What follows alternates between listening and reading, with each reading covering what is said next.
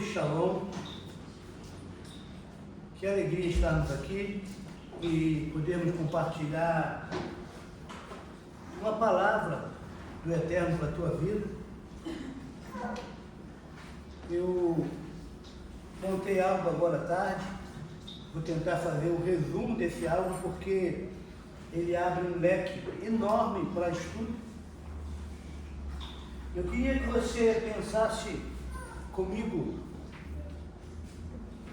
como as pessoas te veem,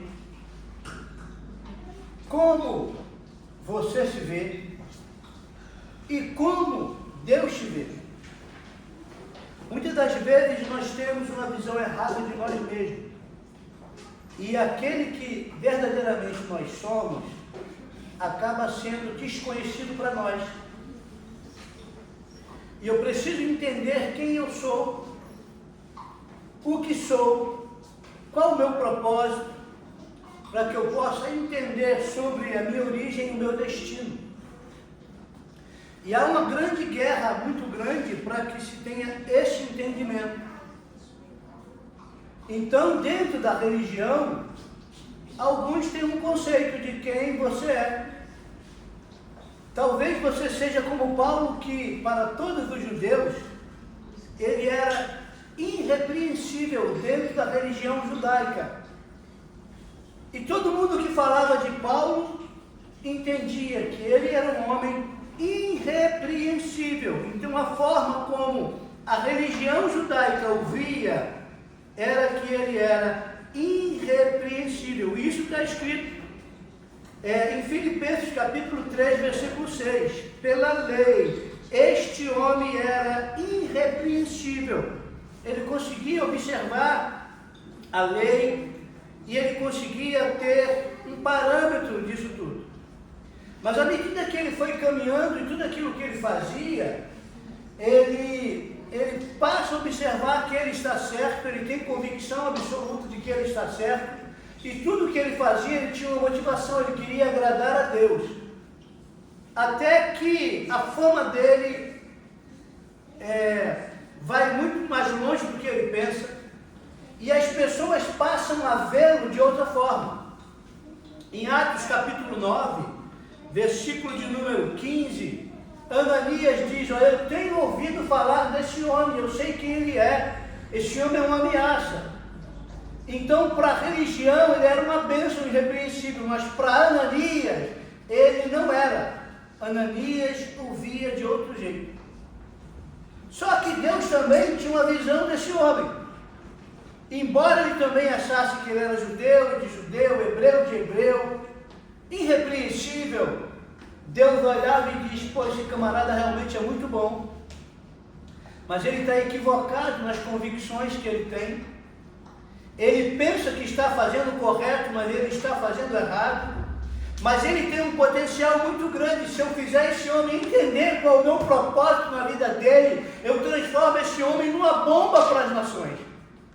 Então eu preciso que ele tenha um colírio sobre os seus olhos para que ele veja como eu vejo. E para que ele pudesse ver assim, ele passou por um confronto. No confronto, lá na frente ele vai dizer: olha, Deus escolheu a mim sendo eu o principal dos pecadores. Ele já não se olha como alguém irrepreensível, ele se olha como alguém que é o principal dos pecadores e que precisava ser alcançado. Você consegue ver? Quando você olha para a tua realidade e se vê como um pecador e como alguém que precisa de uma salvação, o Eterno diz: quando você entender isso, eu consigo te afinar para o propósito no meu reino. E mais na frente, as pessoas em Gálatas vão falar: aquele que perseguia, agora prega o que perseguia. A visão em relação a ele muda. E para a lei, que ele era irrepreensível, se torna inimigo. Porque ele defendeu muitos anos com unha evidente a religião judaica dentro do seu rituais religiosos. Até que ele teve uma experiência com a palavra viva, manifesta. E ele passou a ver de forma diferente. E Deus diz para Ananias o que ele provavelmente diz a teu respeito e a meu respeito. Ele é um instrumento escolhido para mim. Se eu afinar, se eu alinhar, e se ele perceber o quão é importante sofrer por amor ao meu nome, eu vou transformá-lo numa bomba para as nações. Porque eu vou fazer ele enxergar coisas que ele vai mudar culturas. Ele vai fazer com que as pessoas mudem a forma de pensar. Eu vou dar a ele um abridor, não de latas, mas de olhos. Deus quer colocar na tua mão um abridor de olhos. Por que ele quer te colocar um abridor de olhos? Porque a Escritura diz que o Deus deste século cegou o entendimento das pessoas para que eles não vejam a luz do Evangelho. Mas se há pessoas com entendimento cegado, há pessoas que estão sendo levantadas para abrir os olhos de outras pessoas. E Deus quer te usar para isso. E quanto mais conhecimento, mais revelação Ele te der, mais Ele vai te capacitar para isso. Eu tenho uma frase que eu gosto muito nos meus confrontos, e o meu confronto não é contra pessoas, o meu confronto é contra ideias, o meu confronto é contra algumas coisas que estão desalinhadas com o reino. Eu sempre brinco e costumo falar assim, olha, nós não somos poetas, nós somos profetas. Porque os poetas são românticos e os profetas nem sempre. Os profetas alinhados com o trono trazem mensagens na raiz para derribar, para reconstruir, para construir, para edificar. E a mensagem profética ela é muito importante porque ela traz uma direção. E às vezes o lado poético não. Mas muitas das vezes a filosofia nos apresenta algo muito bonito e romântico, como um poeta. E muitas das vezes Deus usa o poeta para que ele tenha uma máscara de poeta, mas que na verdade ele seja um profeta, para que ele possa trazer verdades fundamentais dentro de cultura. E como isso é importante, se você alinhar a poesia e a profecia. Então eu vou te mostrar que no mesmo lugar, Paulo vai mencionar um homem e vai dizer, olha, quem falou isso foi um dos teus poetas. Mas em outro lugar, Paulo vai falar, na verdade, ele não é um poeta, ele é um profeta. E o próprio Platão, Sócrates e outros utilizaram ele para falar dentro da Grécia de que um poeta havia falado que haveria um ataque sobre o pessoal da Síria e que eles iriam sobreviver e que no máximo isso iria ocorrer em 10 anos. E chegou essa época, essa profecia se cumpriu, mostrando que aquilo que eles conheciam como poeta não era um poeta, era um profeta. Como eu faço para entender isso de forma melhor? Eu preciso entender que a cidade de Knossos, ou Creta, a 13 quilômetros de Atenas, estava passando por uma praga tremenda. Isto há 6 séculos antes de Paulo. Havia uma greve, uma matança, as pessoas morrendo e ninguém conseguia resolver. Todos os deuses praticamente estavam lá. Há um comentário entre eles lá que diz assim, aqui na Grécia, em Atenas, na Grécia, é mais fácil encontrar uma divindade do que um ser humano, porque tem mais divindade do que ser humano. E eles expandiram o reino, e aonde eles foram, eles conquistaram cidades, aprisionaram divindades, absorveram teologias, e diziam, todos os deuses agora estão aqui conosco. Só que houve uma praga. As pessoas morriam de uma doença muito grave, e ninguém, absolutamente ninguém conseguia dar um jeito. Então se reúnem, todos eles, os grandes sábios, eles se reúnem para tentar achar uma solução. E para tentar achar uma solução, eles foram para o conselho na colina de Marte, no século VI a.C., Atenas foi associada por um terrível praga, o conselho reuniu-se em desespero, o sacrifício a todos os deuses conhecidos e não havia nada que pudesse mudar. Os oráculos de Pítias revelou que a cidade estava sob maldição por causa da traição de Megácles contra os seguidores de Silon. E o que restava ainda era em Deus uma divindade para ser apaziguada. Então eles começam a discutir entre eles. Como pode? Se todas as divindades estão aqui, e se nós temos levantado altares a todos eles, como é que falta um? E o próprio oráculo responde para eles: eu não sei responder isso. Quem é esse um que falta? Eu realmente não sei. Eu sei que falta.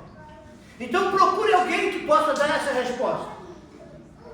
E eles começaram a procurar e alguém orientou: olha, quem pode dar essa resposta? É justamente essa pessoa que era conhecida como poeta, mas que na verdade era um profeta. A 13 quilômetros dali estava um homem por nome de Epinemides, um filósofo. E ele estava ali e foi solicitado para que viesse para resolver um problema. E ele chegou até lá, ouviu o que estava acontecendo e ele traz uma revelação. A revelação era a seguinte: ele reúne todos os filósofos e sábios de Atenas, do conselho, e diz: olha, vocês vão ter que pegar ovelhas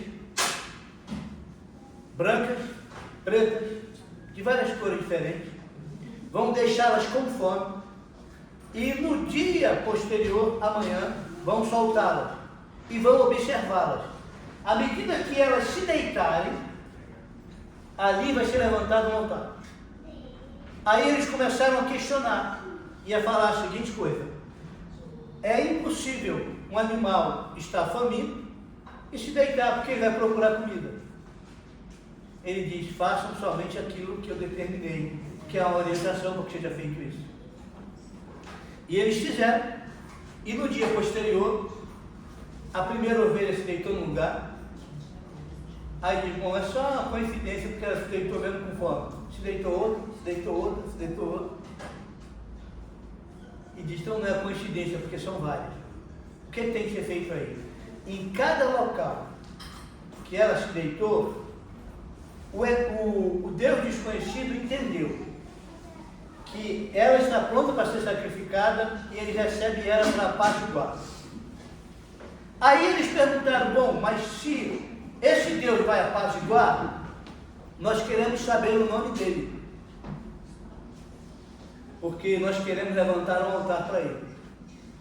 E ele diz: não, o nome dele você não vai saber, porque ele é um Deus desconhecido para vocês.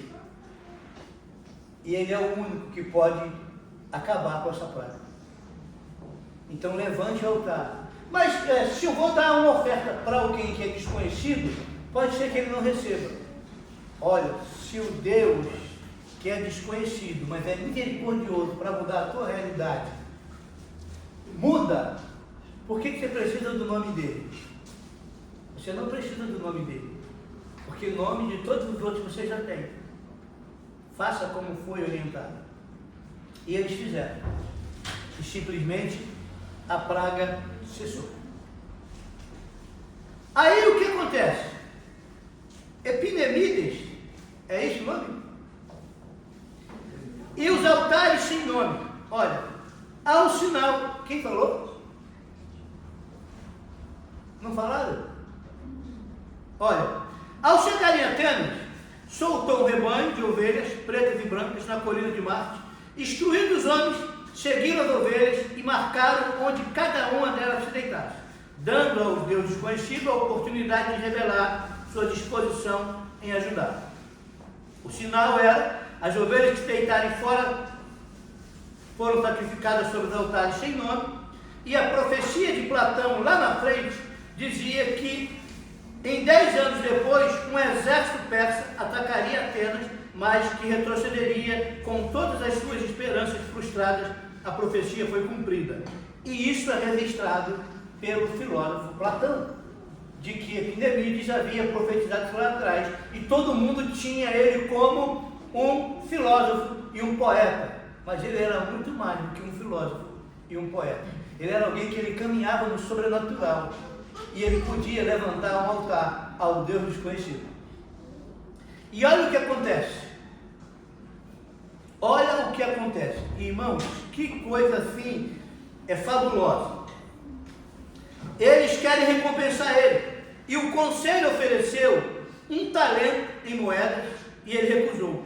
A única recompensa que eu desejo é um tratado de amizade entre Atenas e Quinossos. Platão o chamou de "esse homem é inspirado". E ele fez uma aliança. E ele diz: agora vamos levantar um altar ao Deus desconhecido. Esse nome ele coloca lá, né?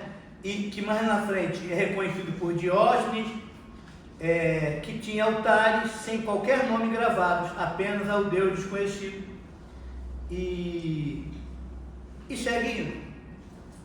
Só que, alguns séculos depois, esse altar foi esquecido. O mato cresceu, ele foi ignorado, e eles voltaram para a sua vida de idolatria e multiplicaram as conquistas e o número de deuses. Era mais ou menos mais de 30 mil deuses em Atenas. Aí você encontra um homem lá,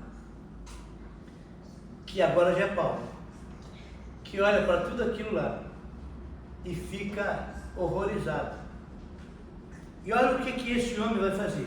Agora eu vou para Atos 17, e eu vou começar lendo um versículo aqui, que diz assim, ó. Versículo 28. Porque nele vivemos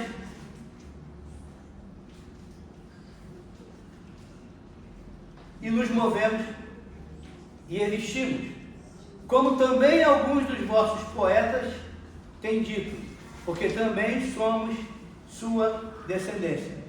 Está poeta ou profeta? Atos 17, 28. Poeta? Poeta é alguém romântico. Só que ele é tratado aqui em Atenas como um poeta. Só que tem uma poesia dele,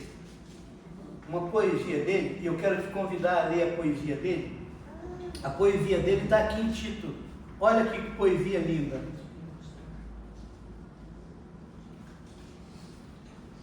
Tito. E eu vou voltar depois para aí, tá? Para Atos 17. Olha o que ele diz em Tito.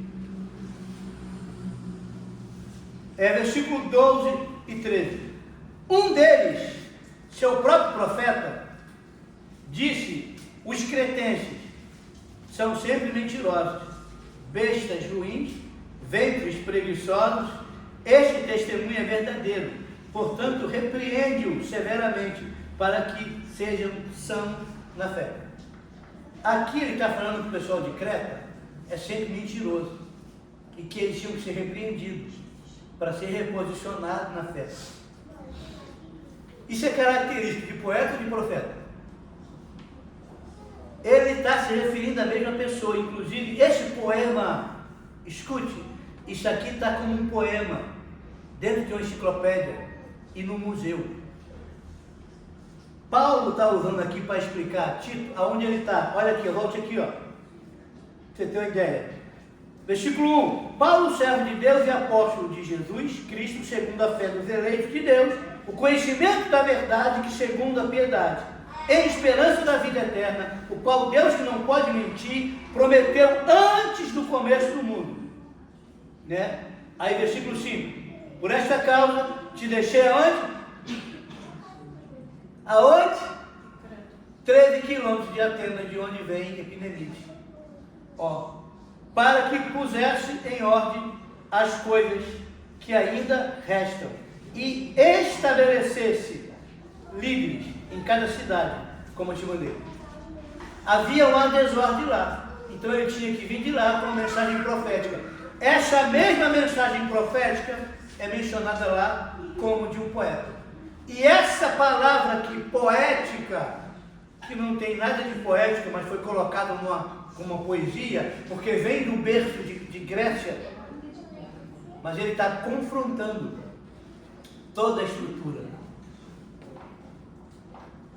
Você consegue entender isso? Porque Paulo está falando sobre isso aqui, com Tito, que deixou lá em Creta, e ele está falando lá sobre o que mencionou um profeta. Mas o que mencionou um profeta? Por que ele está mencionando isso? Vamos entender? Estão comigo? Vamos lá para Atos 17. Olha, versículo 16. Ora, enquanto Paulo os esperava em Atenas, lá onde houve a praga, 10 séculos depois, o seu espírito se comovia em si mesmo, quando viu a cidade tão entregue à idolatria. Você consegue ver?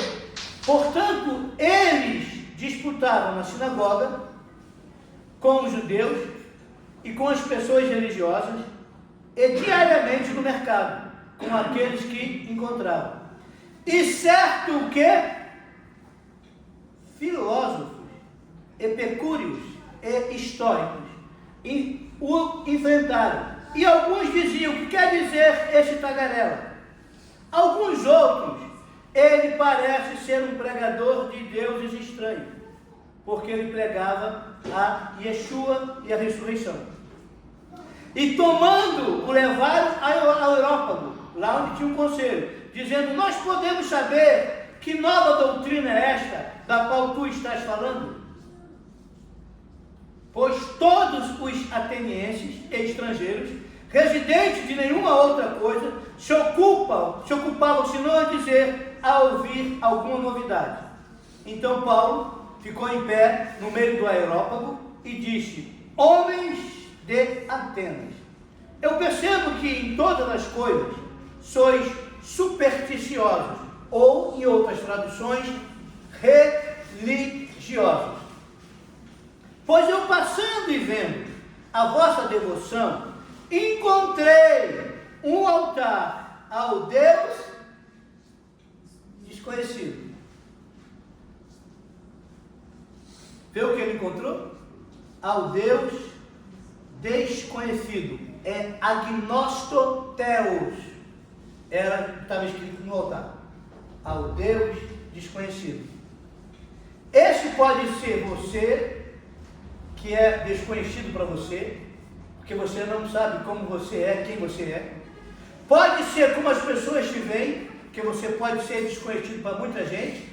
Para Ananias, Paulo era uma pessoa muito feia, mas para Deus ele era um instrumento escolhido. E se nós não conhecemos nem ao Deus desconhecido, como nós podemos nos conhecer? Porque ao olharmos para ele, a gente vai ter um reflexo de quem nós somos. E eu preciso olhar para ele. Mas para muitos de nós, ele tem sido desconhecido. Esse mesmo Theos foi quando eles resolvem fazer a tradução do eterno para Theos, Deus, porque é um título. E eles entendem que Deus, que é o mesmo que Zeus, pode ser qualquer um sendo chamado. Porém, há uma diferença dele para o eterno. Zeus, que é Deus, e é um título, tem pai e mãe. Cronos e Reia é o pai de Zeus. Mas o eterno não tem pai e não tem mãe. Mas para que eles pudessem explicar no grego quem era esse Deus desconhecido, eles dão o nome de Deus. Porém, Deus é Zeus, que tem pai e tem mãe. Se eu chamar o homem, todos nós somos homem, mas todos nós temos uma outra identidade. O homem William, o homem Eugênio, o homem Kev. Você consegue entender? Todos nós somos homens, mas nós temos uma identidade. Todos eles são Deus, mas só tem um, que é de eternidade, é eternidade. Não tem princípio e não tem fim. Só que aquilo é apresentado agora na Grécia, por Epimenides, como o Deus desconhecido. Então ele agora usa o altar do Deus desconhecido, sabendo toda essa história de como foi criado, para apresentar a ele. E como ele vem falando com outro nome que não é somente o Zeus, mas ele está falando daquele que era, aquele que é, aquele que será. Ele está falando de alguém que é desconhecido para ele, mas que está ali o altar. Ele agora está dando o nome de quem é o altar. Você consegue perceber a grandeza disso aqui? Porque ele está no berço da filosofia. Ele está entre os maiores eruditos. Ele está onde é estabelecido o grego koiné. E ele está confrontando, trazendo a estrutura hebraica daquele que no princípio criou os céus e a terra, aquele que é eterno e que não tem início, porque a eternidade está nele. Ele não tem pai, ele não tem mãe, ele é antes de tudo, porque tudo é a partir dele. Você consegue ver a diferença? O porquê que eles desconheciam e tinham todos os deuses lá. Mas ninguém conseguia resolver, e nem os oráculos conseguiam dizer quem era aquele que precisava ser apaziguado com o altar, e que ele mesmo iria escolher as ovelhas e o local para ser levantado os altares. Agora ele volta nesse altar, e ele diz, olha, então Paulo ficou em pé no meio do aerópago e disse, homens de Atenas, eu percebo que em todas as coisas sois supersticiosos, pois eu passando e vendo a vossa devoção, encontrei um altar no qual estava escrito para o Deus desconhecido. Este, portanto, o qual reverenciais, sem conhecer, é o que eu vos declaro. Quem é ele? O Deus que fez o mundo e todas as coisas, o que nele há, visto que ele é o Senhor do céu e da terra, e não habita em templos feitos por mãos, nem adorado por mãos de homens, como se necessitasse de alguma coisa, visto que ele dá a todos a vida, a respiração e todas as coisas. E de um só sangue fez todas as nações dos homens para habitar sobre toda a face da terra. Aqui ele está falando de um único DNA, que vai chegar no DNA do primeiro casal, chamado Adão. Para que eles buscassem ao Senhor, talvez, palpando, possam achá-lo, ainda que ele não esteja longe de cada um de nós. Você consegue tatear e ver que Deus não está longe de você, mas que às vezes ele está tão próximo e ao mesmo tempo está tão desconhecido? Ele está dizendo a vocês levantaram tudo quanto é tipo de altar, mas não percebem o quão próximo está Deus de vocês, e que vocês, ao tatear, vocês podem encontrá-lo como está na respiração e pode até abraçá-lo, mas vocês não percebem de como ele está próximo de você, porque ele é quem dá a vida. Ao você respirar, eu respirar, tem a ver com a vida de Deus, porque é ele que nos deu a vida. Aí o que ele diz, ó, para que buscasse o Senhor, se talvez apalpando, possa achar, ainda que ele não esteja longe de cada um de nós, e porque nele vivemos e nos movemos e existimos, como também alguns dos vossos poetas têm dito, porque também somos a sua descendência. Então esse homem que era conhecido com ele como poeta, na verdade era um profeta. E esse profeta foi instruído como apaziguar uma praga e como levantar um altar para aniquilar. E esse altar ficou levantado lá. Agora chegou a hora de conhecerem quem é o dono do altar. Você consegue perceber? Agora, se todo o povo de Atenas está aqui, tem o altar do Deus desconhecido, mas não enxerga, eles estão vendo ou estão com venda nos olhos? Estão com venda nos olhos? Vou sair daqui, tá? Olha só. O homem que tinha uma visão errada de si mesmo. Venha para o capítulo 26.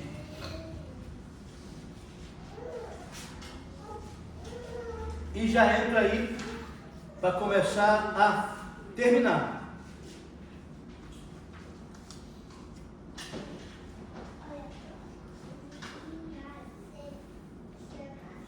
Olha só.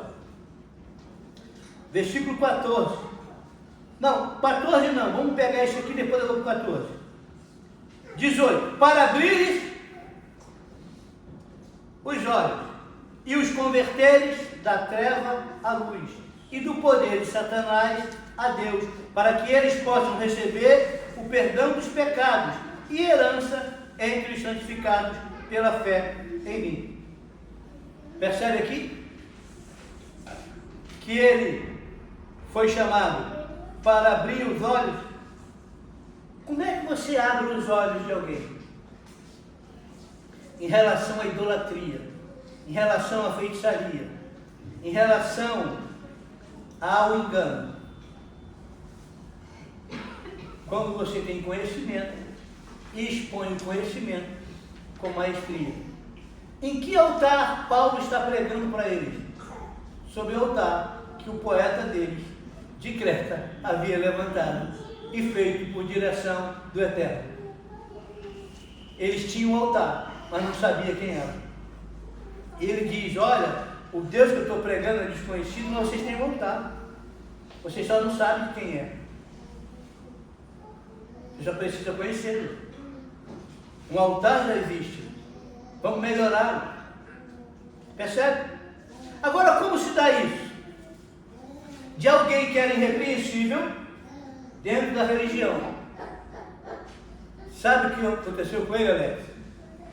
Ele era muito bom de bola dentro da religião judaica. E alguém falou assim, ó: como eu compro o passe desse aí porque eu sou olheiro? Eu quero ele no meu time. Eu vou tirar ele da religião, vou trazer ele para o reino. Ele acha que ele é irrepreensível porque ele faz. Ele é irrepreensível, mas ele está fazendo com muita boa vontade, mas no lugar errado. Eu vou comprar o passe dele, vou botar a camisa do reino, vou botar ele para jogar a meu favor. Você entende? Deus o requisitou, e para isso precisou fazer que ele enxergasse que ele era o principal dos pecadores, e chamou Ananias para ajudar no processo. Mas Ananias falou: eu ouvi falar dele. E ele falou: não, você ouviu falar, mas não me importa o que estão falando dele, não me importa o que ele pensa dele, o que importa para mim é o que eu penso dele. Ele é um instrumento escolhido para ser utilizado e usado para abrir os olhos de nações. Eu vou usá-lo para que ele possa mostrar aonde tem altar ao Deus desconhecido, apresentar o Deus que precisa ser conhecido pela humanidade. Não importa se está na filosofia, não importa se está em qualquer cultura, precisamos levantar e implantar a cultura do reino com conhecimento e unção e maestria. A cultura, se está cultuando alguma coisa de forma errada, precisa receber a cultura do reino. Porque as pessoas estão cegas, mas Deus quer te levantar como um abridor de olhos daqueles que estão cegos. Por isso que ele diz: para lhe abrir os olhos e os converteres das trevas à luz e do poder de Satanás ao Deus, para que ele possa receber o perdão em primeiro lugar de pecados e depois a herança entre os santificados pela fé em mim. Aí ele diz, olha, no versículo 9: e caindo nós todos por terra, eu ouvi uma voz que me falava em língua hebraica. Em língua hebraica não está escrito Theos. Em língua hebraica está escrito Yud He Vav He. Em língua hebraica está escrito aquele que era, aquele que é, aquele que será eternamente, aquele que é o Aleph e o Tav. A primeira e a última letra do alfabeto hebraico. Não é o Alfa e o Ômega, é o Aleph e o Tav. Você consegue entender isso? Então ele ouve, olha, ele disse: quem és tu, Senhor? E ele disse: eu sou Yeshua, a quem tu persegues. Mas levanta-te e põe-te sobre teus pés, porque eu te apareci por esse propósito. Qual o propósito? Para te fazer um ministro e testemunha, tanto das coisas que tu tem visto, quanto das coisas que eu ainda te aparecerei, ou te revelarei. Ele diz, olha, eu estou vindo aqui para poder te requisitar, para você ser um ministro do meu reino, para você ter uma experiência comigo, e abrir os olhos daqueles que não estão enxergando nada, e a começar por você. Eu tirei tua visão natural, para te dar uma visão sobrenatural, e vou te dar o abridor de olhos, para que você possa pegar a todos aqueles que foram cegados pelo Deus desse século, através da filosofia, através da cultura. E deixa eu falar uma coisa para você, escute aqui, preste atenção aqui. Apocalipse 21, eu acho que 8, diz contra os covardes. Você quer conferir para mim se é contra os covardes? Apocalipse 21, 8. Eles começam a descrever quem vai ficar de fora do reino. E eles descrevem a primeira categoria. Eu só quero falar dela. Os covardes. Diz que os covardes aí vão ficar fora do reino.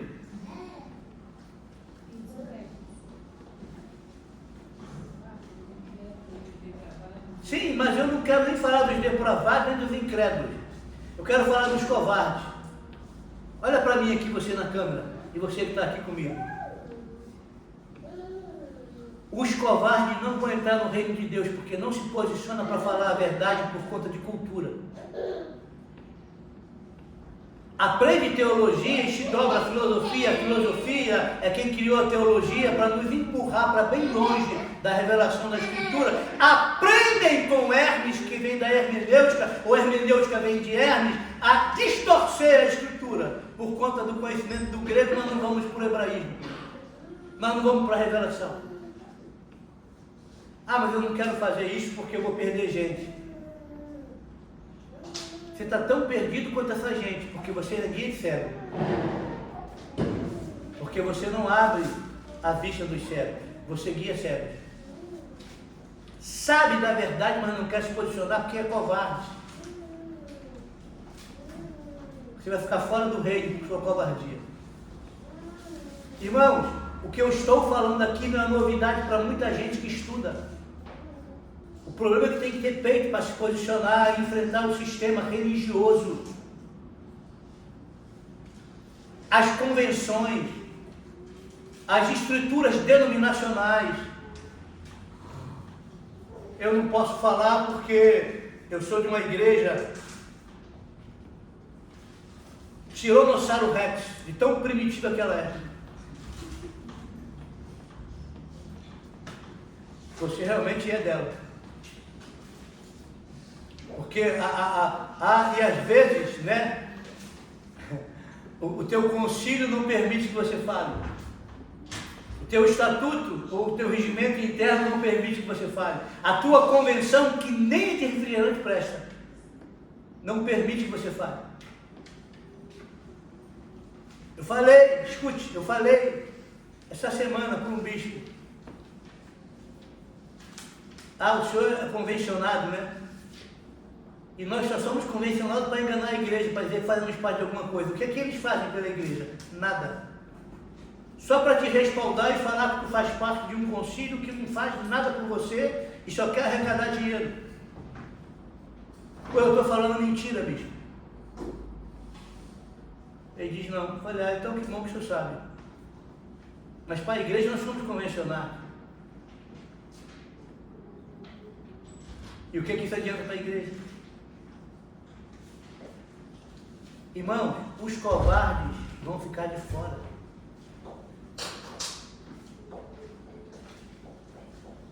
Agora eu pergunto a nível não tão alto.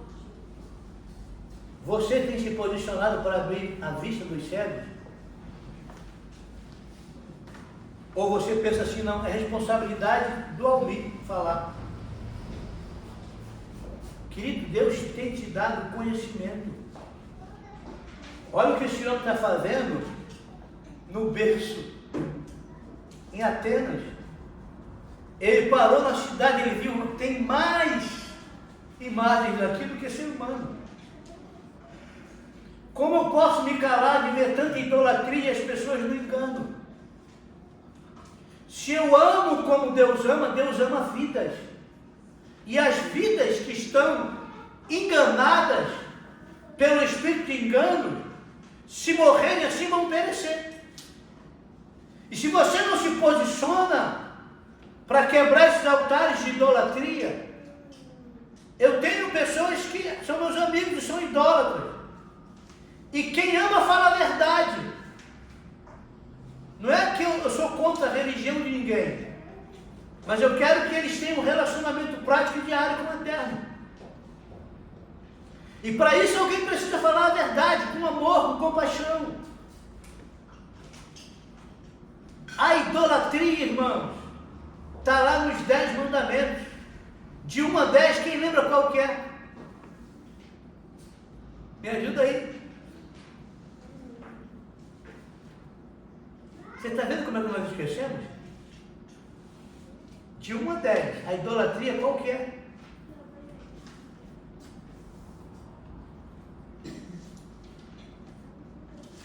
Hoje o mundo está parado por conta de idolatria.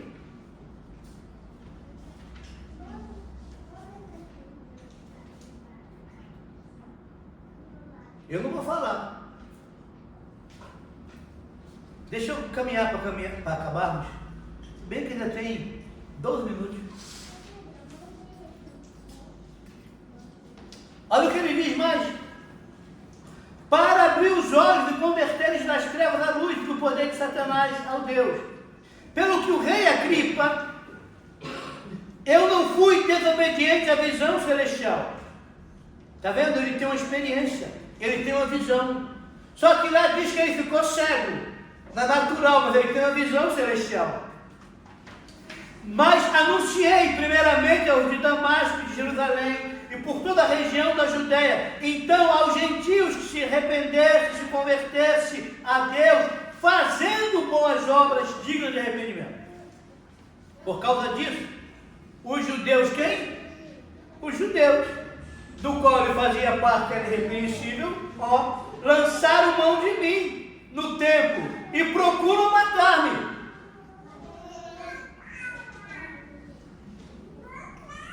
Tendo, portanto, obtido socorro de Deus, eu continuo até neste dia testemunhando, tanto a pequenos como grandes, não dizendo outra coisa do que os profetas e Moisés disseram que deveria acontecer. O que ele está falando? O que ele está dizendo? O que está nos profetas e em Moisés. Sabe o que ele está falando? Eu sigo testemunhando o que está no Taná, na Torá e no restante. Nada é novidade. Foi dito por Moisés e pelos profetas. A lei e os profetas. Aí ele diz mais, que Yeshua sofreria e seria primeiro a ressuscitar dos mortos. E o porquê que ele é pregador de Deus estranho, irmão? Ele está falando não de Teos, ele está falando do Eterno. Ele está falando da cultura hebraica. E no meio da Grécia ele diz, pregador de Deus estranho. Não, não é estranho. O altar já está levantado aí. Só que é estranho para você que você não conhece. Eu preciso te apresentá-lo. Ei, ele nasceu judeu, viveu como judeu, amou como judeu, ensinou como judeu, vai voltar como judeu e governará as nações como judeu. Não como um judeu religioso que comprou o direito de ser judeu, mas um legítimo alinhado a Sião celestial. E nós não substituímos ele, nós fazemos parte disso. E nem eu estou falando do original. Não estou falando de alguém que se diz e que está distorcendo tudo. Você entende? E olha o que mais que ele fala, irmão. E como ele falou isso por si mesmo, Festo disse em alta voz, Paulo, tu está fora de si. As muitas letras te fazem enlouquecer. Irmãos, quando você começa a pregar isso, o pessoal diz, está maluco? Está tirando isso da onde? Tu está doido? O espírito da Grécia se levanta e diz: ei, eu criei uma fortaleza na cabeça dele, tu está querendo quebrar. Tu está doido com essas loucuras? Que pregação maluca é essa? Querido, nossas armas não são carnais, nossas armas são espirituais e poderosas em Deus para destruir fortalezas, para anular sofisma. O que é sofisma? Vem da Sofia, vem da deusa da filosofia, da deusa da Grécia, da sabedoria, que cria falsa verdade ou sofisma, mentiras que parecem verdade. Precisam cair na tua vida, precisam cair na vida de quem está me ouvindo. E se tiver alguma na nossa vida, precisa cair também no nome de Yeshua. Porque, irmãos, parece verdade, mas não é. E muitas das vezes nós estamos presos a essas mentiras que parecem verdade, que não nos permite romper. E aí ele diz isso. E Festo diz em alta voz: tu estás fora de si, as muitas letras te fazem enlouquecer. Mas ele disse: eu não estou louco, excelentíssimo Festo, mas em verdade e sobriedade falo essas palavras. Estou sóbrio, e essas palavras são verdade. Aí ele diz assim: porque o rei, diante de quem eu falo livremente, sabe essas coisas, porque eu estou persuadido que nenhuma dessas coisas lhe é oculta, pois isto não foi feito em nenhum canto. O rei Agripa, olha como é que ele tinha conhecimento. O rei Agripa: tu crês nos profetas? Eu sei que tu crês. O que eu estou falando está nos profetas. Além dos profetas, rei Agripa, o que tu chama de poeta, ele era um profeta, que era Epinemides. Ele era um profeta. Tu crê? Aí ele diz assim, ó: então Agripa diz para Paulo: falta pouco para me convencer a tornar-me um quê? A tornar-me um quê? Cristão. Quem falou que Paulo era cristão? Foi Paulo? Ou foi o rei? Foi o rei. E Paulo vai dizer assim: olha, não por pouco, nem por muito, mas que todos se tornem igual a mim, exceto nas cadeias. Mas Paulo não falou que ele era um cristão. Ele falou que ele queria que ele se tornasse igual a ele. Por que igual a ele? Porque ele era um judeu que acreditava no testemunho de Yeshua, o Messias. Seguiu frequentando a sinagoga e abandonou as regras tradicionais, religiosas e mandamentos humanos. Ele nunca abandonou os princípios da Torá. E aí é que entra a confusão. Porque as pessoas acham que ele revogou alguma coisa. O que é do homem e o que é tradição, ele diz: eu não quero. Eu quero a visão celestial e a visão do rei. Os princípios do eterno. E isso dá um nó na cabeça de muita gente. Estou terminando. Aí ele diz: aí Paulo disse: peço em Deus que por pouco ou por muito, não somente tu, mas também todos que me ouvem neste dia, se tornem tal como eu sou, a não ser por estas correntes. E ele falando isso, levantaram-se o rei, o governador e Berenice, e os que com ele estavam assentados. E retirando-se dali, falavam-se uns com os outros, dizendo: este homem nada fez digno de morte ou de prisão. Não tem nada que ele está fazendo de errado. Agripa disse a Festo: este homem podia ser solto se não tivesse apelado para César. Sabe o que significa? Agripa e Festo falou: não tem como condenar ele, mas eu também não posso mais soltá-lo, porque ele já fez um apelo para ir um superior amigo. Agora só resta encaminhar para César. Sabe por que ele tem que ir para César? Que é o Senhor, é o Kurios no grego, porque ele também tem que testemunhar e tentar abrir os olhos de César, porque ele sabia que ele foi resgatado para abrir os olhos dos cegos. Você entende, irmão? Um homem que pela lei era irrepreensível, depois entendeu que ele era o principal dos pecadores, depois ele teve uma visão, e Deus disse: vou mostrar para ele como é importante sofrer pelo meu nome. Ananias, não é o que você pensa dele. Ei, multidão, não é o que vocês falam dele, é o que eu tenho de projeto para ele, e vou colocar ele no projeto alinhado. Então não me importa o que você pensa de você, não me importa o que as pessoas falam de você, o que me importa é o que Deus fala de você e o projeto que Deus tem para a tua vida. Deus pode te alinhar ao projeto dele, basta você falar: Deus, eis-me aqui, eu quero me alinhar com o teu projeto para fazer a tua vontade, porque se eu amanheci, se tu devolveu a minha alma, porque há um projeto teu sobre a minha vida. Não tem, irmãos, por que estarmos aqui nessa situação tão difícil da humanidade, se não houvesse um projeto de Deus. Sabe? Se não fosse um projeto de Deus e o projeto fosse só ser salvo, tu não é salvo por nada que tu faz. Tu é salvo pela misericórdia de Deus e por favor imerecido. Pela graça sois salvos, e isso não vem de vós, é um dom de Deus. Então, se Deus quiser só você está salvo, vem. Você está salvo, vem. Você está salvo, vem. Não, você está salvo de quê, por quê e para quê? Eu te salvei do sistema, para você ser uma voz profética contra o sistema. Por que eu não te recolhi? Porque eu quero te usar para salvar outras pessoas. Porque a minha fome e a minha sede é de vidas. Então, se você está aqui, é porque Deus tem um projeto na tua vida. Porque não teria o porquê você estar aqui vegetando.